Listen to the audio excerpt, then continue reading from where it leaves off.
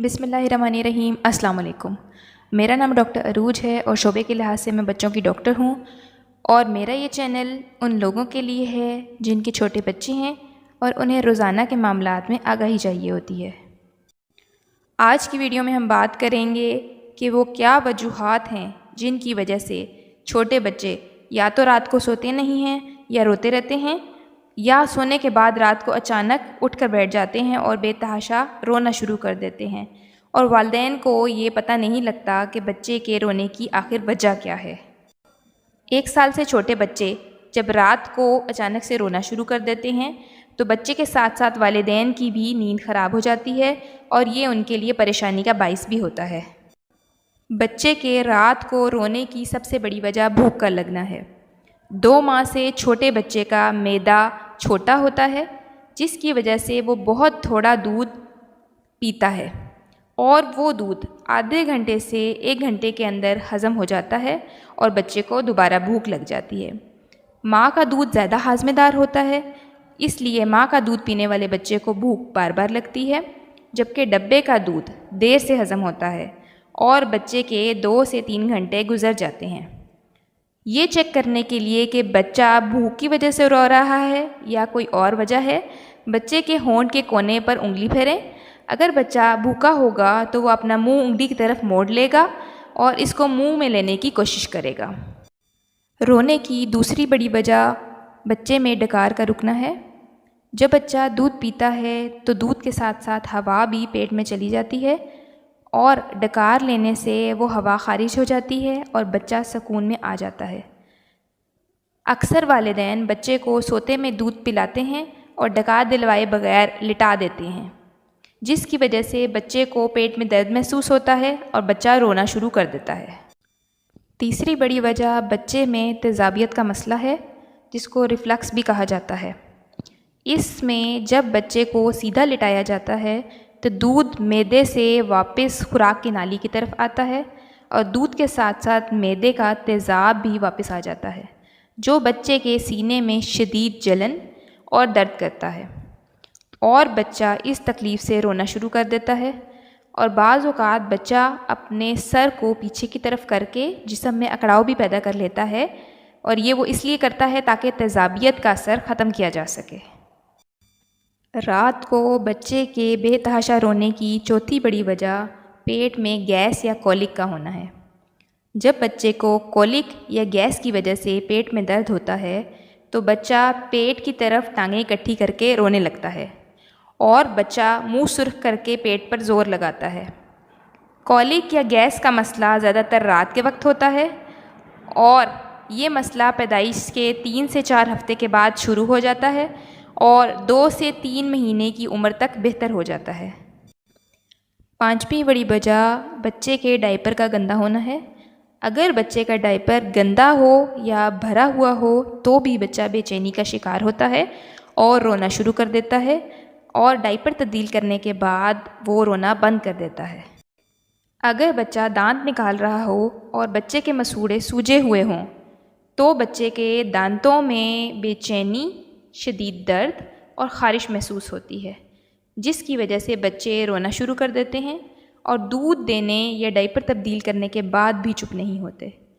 दांतों का दर्द दिन और रात दोनों में होता है, लेकिन रात में बच्चा क्योंकि सो नहीं पाता इसलिए ज़्यादा बेचैन होता है और रोने लगता है।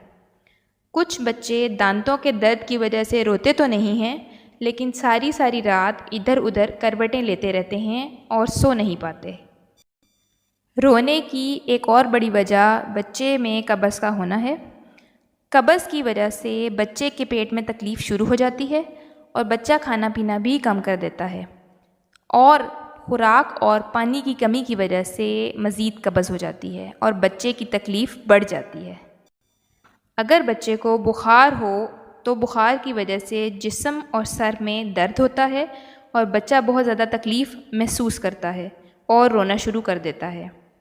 बच्चे को अगर ज़ुकाम लगा हुआ हो और बच्चे की नाक ज़ुकाम की वजह से बंद हो जाए और सांस लेने में दुश्वारी हो तो भी बच्चा बेचैन हो जाता है और रोने लगता है और इस वजह से दूध भी बच्चा ठीक से नहीं पी पाता।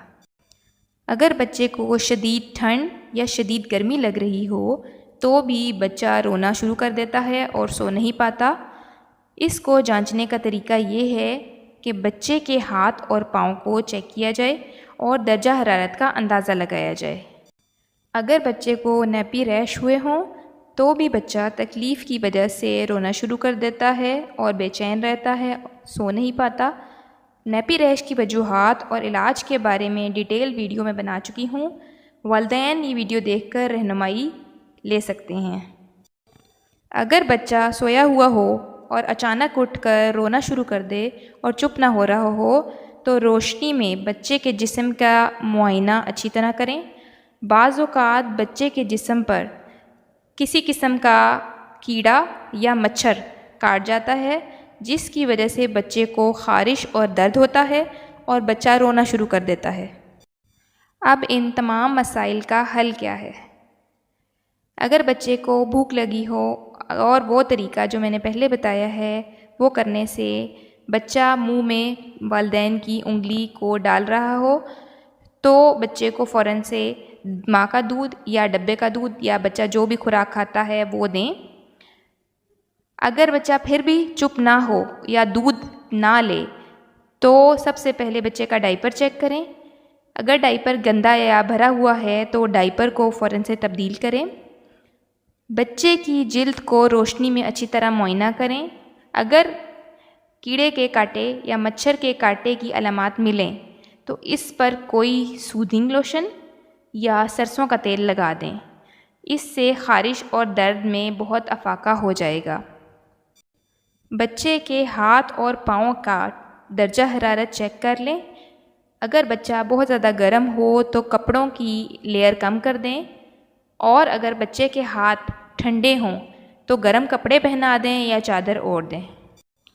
बच्चे को अपने साथ लगाकर कमर पर थपकी दें और दूध पिलाने के बाद डकार ज़रूर दिलवाएं। अगर बच्चे को तेज़ाबियत का मसला है तो बच्चे के सर को ऊंचा कर दें या सर के नीचे तकिया रख दें। इसके अलावा डॉक्टर के मशवरे से अद्वियात का इस्तेमाल भी किया जा सकता है। अगर बच्चे को कोलिक या गैस की वजह से पेट में दर्द हो तो बच्चे को पेट के बल घुटनों पर उल्टा लिटाएं।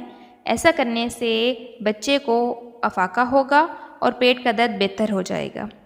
इसके अलावा पेट की मालिश का ये तरीका जो तस्वीर में दिखाया गया है करने से भी गैस का दर्द बेहतर हो जाता है। अगर इससे भी फ़र्क ना पड़े तो बच्चे को सौंफ और इलायची का कहवा बनाकर दें या अपने किसी करीबी डॉक्टर को दिखाकर उनके मशवरे से दवाई ली जा सकती है। याद रखें, कभी भी कोलिक नाम के ये कतरे इस्तेमाल ना करें क्योंकि ये कतरे बच्चे के आंतों की हरकत को रोक देते हैं और बच्चा कब्ज़ का शिकार हो जाता है और बच्चे का पेट फूल जाता है। अगर बच्चे के मसूड़े सूजे हुए हों और बच्चा दांत निकाल रहा हो तो टीदर का इस्तेमाल करवाया जा सकता है। इसके अलावा सूती कपड़े को फ्रिज में रखकर ठंडा कर लें और फिर इसे बच्चों के मसूड़ों पर मसाज करें। इसके अलावा डॉक्टर के मशवरे से किसी सूदिंग जेल का इस्तेमाल भी किया जा सकता है। बच्चा अगर कब्ज़ का शिकार हो तो बच्चे को कहवा दिया जा सकता है।